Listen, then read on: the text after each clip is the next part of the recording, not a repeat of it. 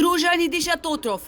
Концентрацијата на PM10 честички во воздухот, посебно во вечерните часови, изнесува и до 255 микрограми на метар кубен, што во одреден период е речиси дупло од највисоката измерена вредност во Скопје.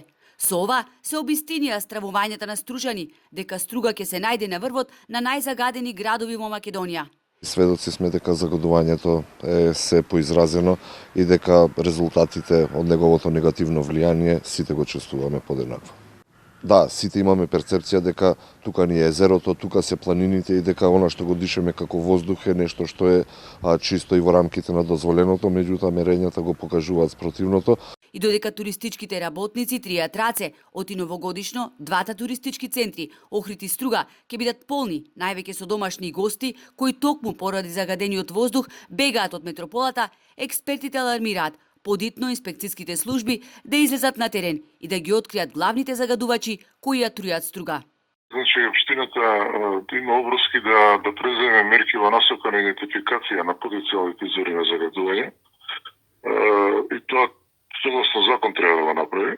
Единиците на локалната самоуправа не ги исполнуваат овие законски обврски.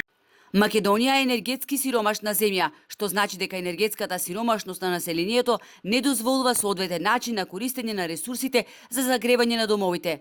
Тоа условува користење на недозволени горива, како што се различни видови опасни отпадни материјали, моторни масла, потенцираат експертите. Инспекторот нема можност да влезе дома да направи увид, значи тој може да побара да го пуштат во домот, доколку не го пушта, тој не може внатре да инспектира што се гори во самата печка. Експертите сугерираат да се воведат поригорозни мерки за контрола на горивата кои што се користат за затоплување на домовите, но и на сите државни и општински предпријатија, установи, болници, кои без исклучок користат мазут, нафта и јаглен.